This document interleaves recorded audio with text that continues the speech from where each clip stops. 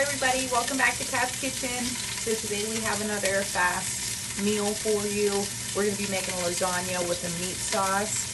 So I'm starting on browning up the meat right now, and then we're going to flavor this, season it up, and then we're going to start our sauce. So yeah, so let's get into it and I'll show you what we have. 1 pound of ground beef in our pan right now. We're going to break this up and start seasoning it here in a minute. So we are dicing up 1 medium onion. And then we'll put that into our pot with the ground beef and the avocado oil.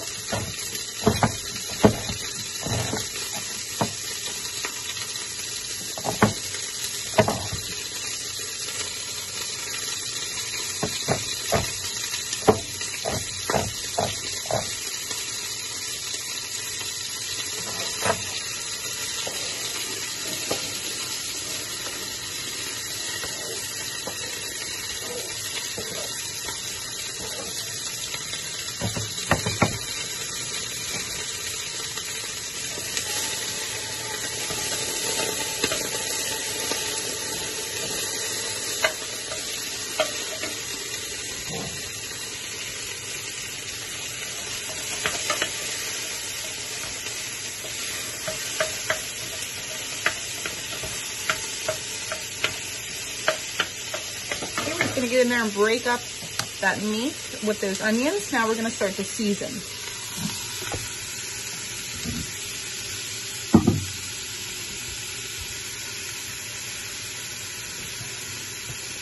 We're going to season with some salt and pepper.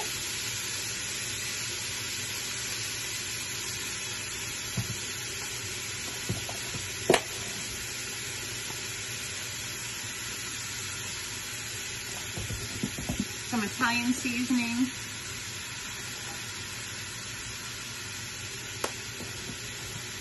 some minced onion, just to give it a little more kick, a little more flavor, parsley,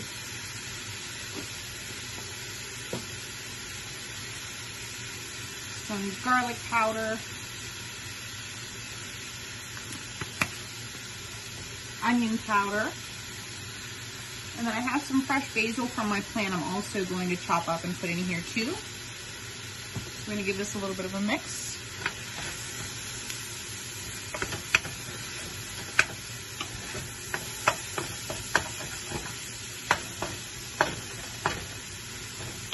Now that our meat's getting broken up, we can turn up the flame, get that heat going a little bit faster now.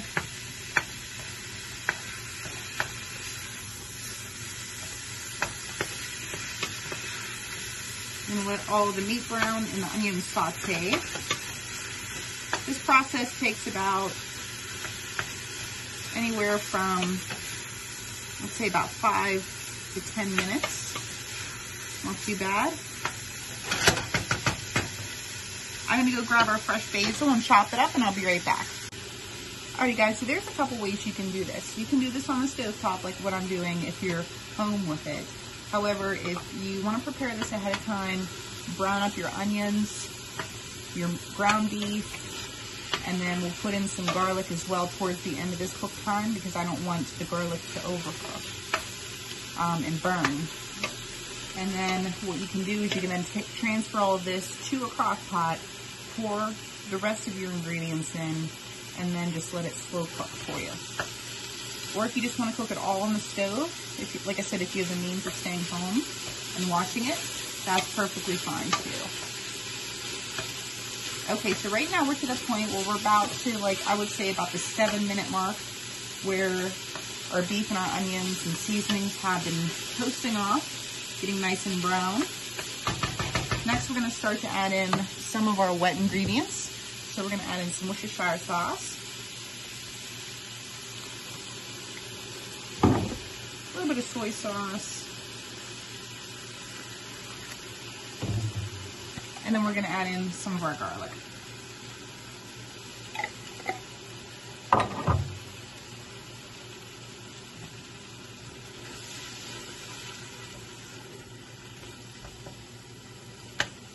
Next, I have 2 jars of sauce and 1 can of either diced or crushed tomatoes, whatever you have on hand.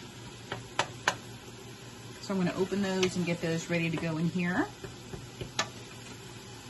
And then I'll put our basil in last, our fresh basil. We're just gonna chop that up into ribbons and then put that in with the sauce. So I'm gonna give you a look and to see what this meat is looking like so far. It's looking really good. Starting to get a little bit of a browning on the bottom, which is good.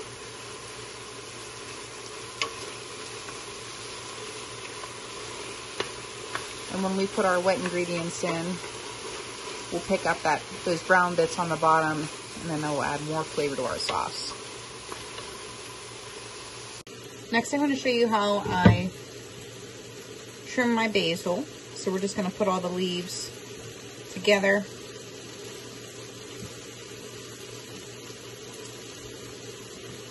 Like they're in like a little cup. Like this. Give it a nice little roll. Doesn't have to be too tight, but your chopping process, you want this to be on the lighter handed side. You don't want to bruise your herbs. And then we'll put that in last once we put our tomato products in. Like I said, you don't want to have any green on your board. If you do, that means you're pushing too hard and then you're pushing the flavor out from your basil or your herbs onto your board. So you want to make sure you don't do that. Okay, so now we're going to add in our tomato products. Our meat's ready to go. And you'll know it's ready to go when it starts to stick on the bottom. I always like to use a wooden spoon whenever I cook sauce. It's just, I don't know what it is. Maybe it's the old-fashioned way. I like to do certain things that way, but... Alright, so we're going to add in 2 jars of sauce. And then we're going to rinse these out with a little bit of water to get everything out of there. Any kind of sauce you like on hand from the store, or if you can.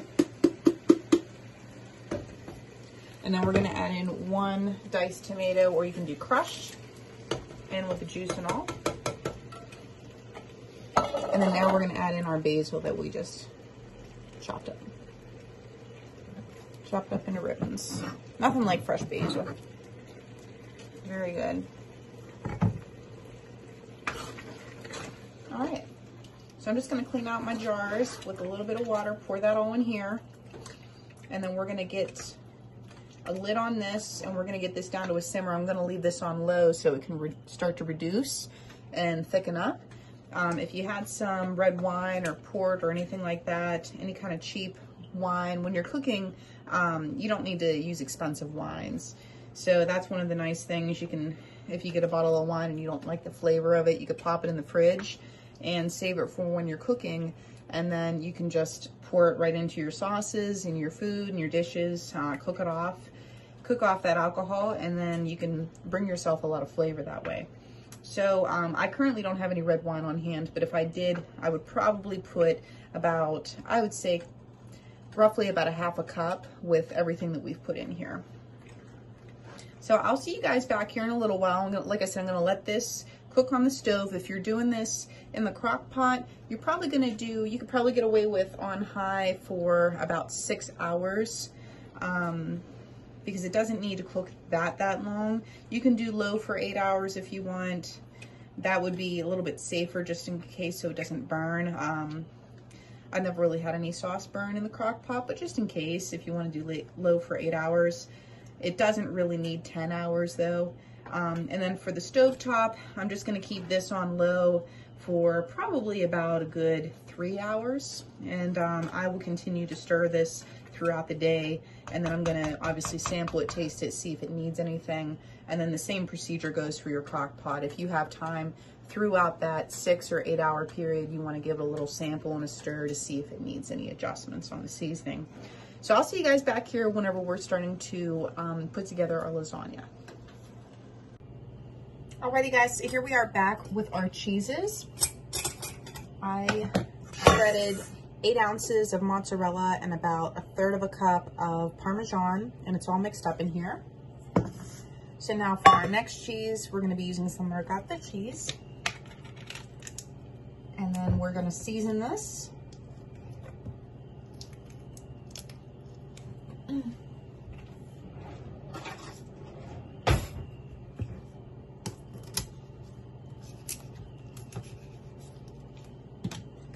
Alrighty.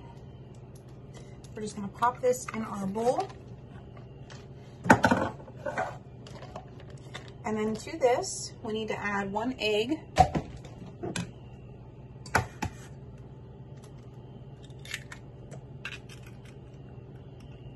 And then our seasonings. So we're honestly gonna just use all the same seasonings we use for the sauce. Salt, pepper, Italian seasoning, minced onion, garlic and onion powder, and then some parsley. But ricotta cheese doesn't really have a lot of flavor or taste to it. It's very, very mild cheese. That's why we gotta add a good bit of flavoring into it in order for it to stand out. Some people like to use a little bit, a mixture of cream cheese as well in this mixture.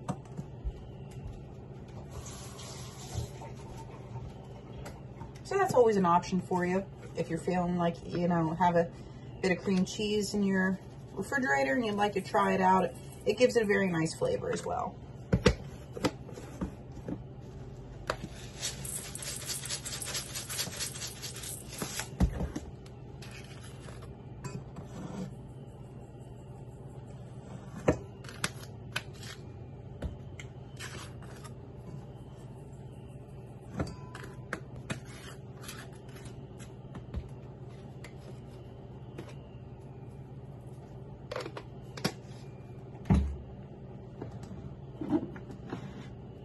I'm also going to put some more garlic in there, minced garlic.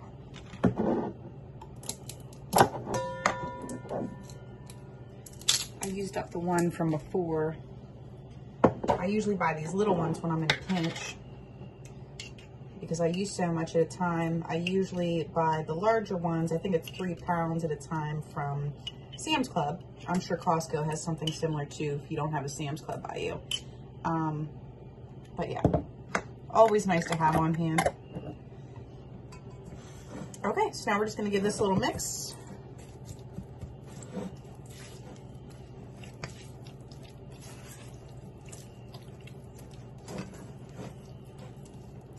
Don't be shy on the seasoning because, like I said, this is a very mild cheese, and we want to taste everything. And taste every layer that you put into it. Make sure you scrape the bowl, get all the way around. If you think it needs another egg, definitely go ahead. Let's see here. You know what, I think I am going to add 1 more egg in. Yeah, just to loosen up the mixture a little bit. Add 1 more egg into this. I have our oven heating up to 350 degrees.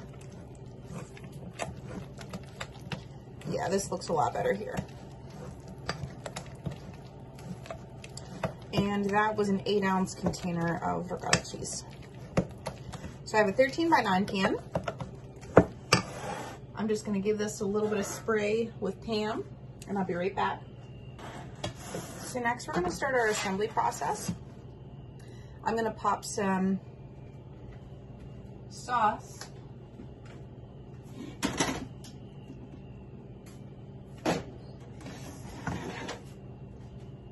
We're going to need our sauce down here first. First, it's going to be that lovely sauce that we made. Make sure to taste it for seasoning. We're going to put that down in our pan first.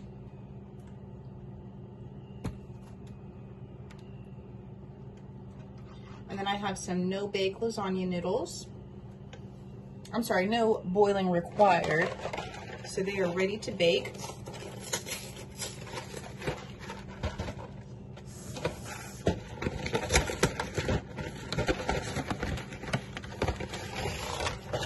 We're just going to go ahead and line pasta noodles in here. And we'll just break 1 1/2 for the end piece. Fill up that gap. Next, we're going to pop our ricotta cheese down. Little dollops. And then we'll spread this out.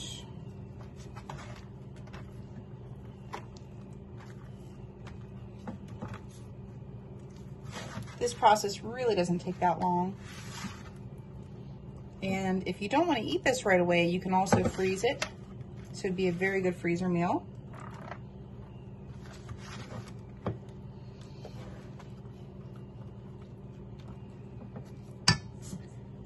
I'm going to do a little bit of our cheese mix. I'm going to do another sauce layer.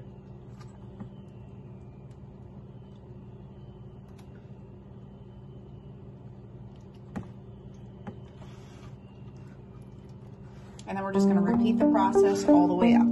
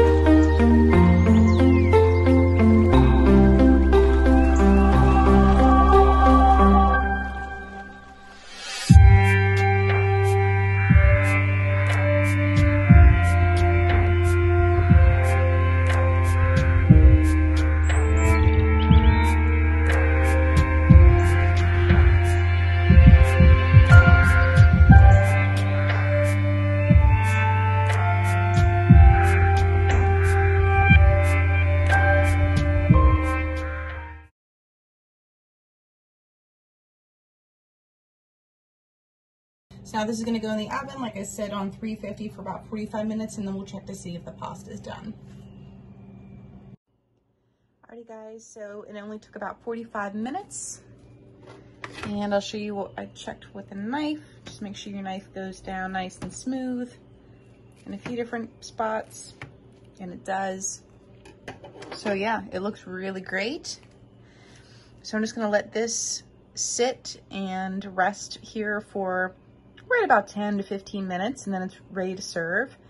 I'm just going to serve this with a side salad, and if you had some garlic bread, that'd be great too. So I want to thank you guys so much for watching. Please like, share, and subscribe, and I will see you on the next one.